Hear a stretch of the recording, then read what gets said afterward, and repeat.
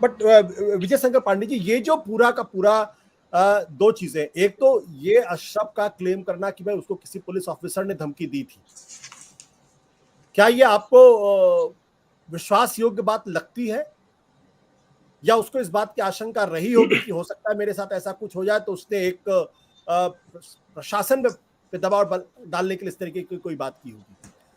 दूसरी बात ये कि जो पुलिस ने का जो वर्जन है कि भाई इन लोगों ने फेमस होने के लिए ये हथकंडा अपनाया, ये काम किया, क्या इस पर आपको यकीन हो रहा?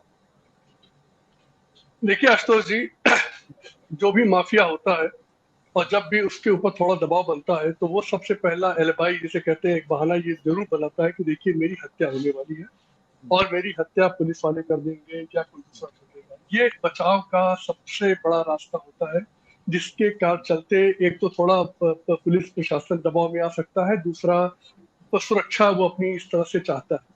तो इसमें इसके कथन पर देखिए जांच तो बिल्कुल की जानी चाहिए, क्योंकि अगर कोई उनके वकील इस बात को कह रहे हैं और वो पहले कह चुका है तो ये जांच का एक गंभीर विषय जरूर हो सकता है।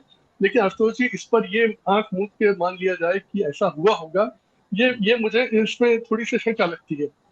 क्योंकि मैंने भी कई जिलों में जब जहाँ जहाँ मुझे काम करने का मौका मिला, बहुत माफियाओं से हम लोग ये हैंडल किया। वो हर बार हमेशा एक बात जरूर कहते थे, सर हमारी जान को खतरा है और जब भी दबाव बनाइए तो सर हमारी तो पुलिस जो है काउंटर कर देगी। क्योंकि देखिए इसको इस परिप्रेक्ष्य में देखिए आप, हमारे प्रदेश में इनकाउंटर की प्रथा बड़ी तेजी से इस वक्त चल रही है।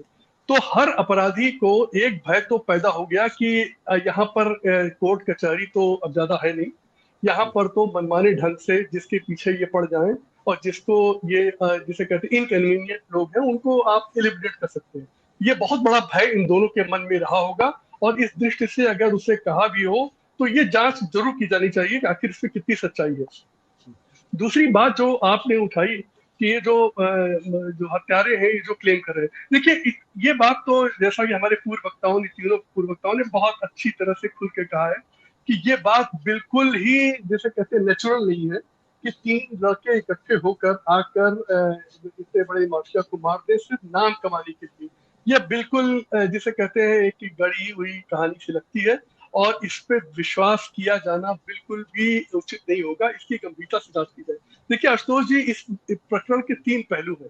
पहला ये कि एक जो माफिया की हत्या हुई पुलिस कस्टडी में, देखिए ये कोई पहली बार नहीं हुआ है, इसलिए इसको मैं इस दृष्टि से गंभीरता से नहीं लेता, क्योंकि पुलिस की कस्टडी में इस तरह की जेलों में हत्याएं हुई हैं। मुन्ना बजरंगी जेल में मारा गया, मैं इस तरह के दर्जनों आपको उदाहरण दे सकता हूँ पिछले 30-35 साल में। आप अगर विदेश में जाइए तो जॉन एफ कैनेडी के हत्यारे को पुलिस के उसमें डलास के पुलिस स्टेशन पर ही उसकी वो गोली मार के हत्या कर दी गई थी। ये बड़ी बात इसमें यह है कि जो हमारे प्रदेश में एनकाउंटर कल्चर चल रहा है और बुलडोजर कल्चर चल रहा है। देखिए आशुतोष जी, हम लोग कानून के राज वाले संविधान वाले देश है। यहाँ पर कानून से इतर कुछ भी करने का अधिकार मुख्यमंत्री, प्रधानमंत्री, मंत्री, डीजीपी, डीएसपी, प्रमुख सचिव, गृह चीफ से किसी को नहीं है।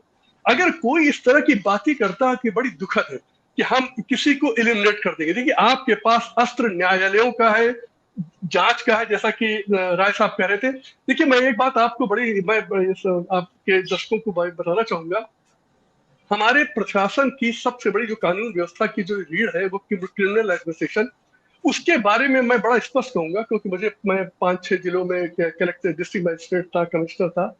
उसके बारे में कभी मॉनिटर तक नहीं किया जाता कि केसों की क्या हालत है, कन्विक्शन की क्या हालत है, कोर्ट में मुकदमों में सजा मिल रही कि नहीं मिल रही, इन्वेस्टिगेशन किस तरह का हो रहा है और खासकर बड़े माफियाओं के मामले में क्या प्रगति है। मुझे आज तक, मैंने 38 साल लगभग नौकरी की नीचे से ऊपर तक, मुझे किसी भी मुख्यमंत्री की इसमें मीटिंग में, मैं इन्हीं मुख्यमंत्री की बात नहीं कह रहा हूँ, मैं सन 85 से लेकर आज तक की बात कर रहा हूँ, कभी मैंने नहीं सुना किसी मुख्यमंत्री सिवाय ये कहना कि कानून व्यवस्था दृढ़ होनी चाहिए, कभी किसी ने नहीं पूछा कि भाई ये बताओ तुम्हारे जिले में ये 100 में से 5 लोगों को सजा क्यों मिली और तुम्हारे यहाँ ये मुकदमे क्यों 5-5, 6-6 साल चलते रहते हैं। आशुतोष जी मैं बताऊं, जो सेशन कोर्ट होती है सेशन कोर्ट का मतलब क्या था? सेशन कोर्ट का मतलब था कि जो सेशन ट्रायल होता है वो एक दिन शुरुआत होती है, 4 दिन में खत्म होती है, इसीलिए इसमें सेशन कहा जाता है, सेशन बाय सेशन। जब वो हत्या के और गंभीर अपराधों के मुकदमे सुने जाते थे, तो उसमें कोई बीच में दूसरे मुकदमे नहीं देखे जाते थे, सेशन ट्रायल इसे कहा जाता था। आप ये देखिए कि पिछले 25-30 सालों में किस कोर्ट में, पूरे प्रदेश के कोर्ट में और देश में भी कहीं भी ये प्रथा चलती हो, ये हमारे कानून का इंटीग्रल पार्ट है, लेकिन हमारे नेताओं, हमारे अफसरों, हमारे पुलिस अफसरों ने इसको भुला दिया है। और इसके शॉर्टकट, जैसा राय साहब के, जहां शॉर्टकट क्या है, इनकाउंटर कर दो। ये इतना, जिसे कहते हैं, क्षुद्र रास्ता है कानून व्यवस्था संभालने का कि इससे कुछ भी संभालने वाला नहीं है। और इसीलिए आज आप देख रहे हैं कि जब ये क्लेम किया जा रहा है कि हम कानून व्यवस्था इतनी सुदृढ़ किए हैं, माफिया लोग भाग गए हैं, तब तो माफिया लोग घुसकर सामने हत्या करने का वो कर सकते हैं। पहले अतीक ने ये किया और अब अतीक के साथ ये हुआ। तो ये मैं कहना चाहूंगा कि हमारी जो व्यवस्था है, ये एक बार जरा क्रिमिनल एडमिनिस्ट्रेशन की तरफ देख ले, पूछताछ शुरू करे। तीसरी अंतिम पॉइंट मैं कहूंगा, हमारे वकील लोग जो पैरवी करने के रखे जाते हैं, मैं बड़ा दुर्भाग्य की बात है, जो सब सिर्फ सिफारशी लोग हैं, मुझे कहने में कोई संकोच नहीं, सिर्फ सिफारशी लोग, पार्टी से जुड़े लोग, संस्थानों से जुड़े लोग आज सरकारी वकील बने बैठे, इनसे क्या अपेक्षा करोगे आप? ये किसके मुकदमे लड़ेंगे?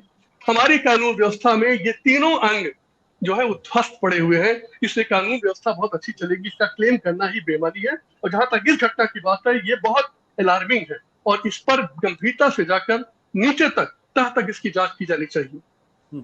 आपको उम्मीद है कि इसकी ईमानदारी से जांच हो पाएगी पांडे साहब, क्योंकि आपका इतना लंबा चौड़ा अनुभव है, आप एडिशनल चीफ सेक्रेटरी भी रहे हैं, आप भारत सरकार में भी आपने काम किया है, देश के उच्चतम पदों पर आप रहे हैं, क्या आपको लगता है कि इस घटना की ईमानदारी से जांच हो पाएगी और वाकई में किसी साजिश का पर्दाफाश हो पाएगा?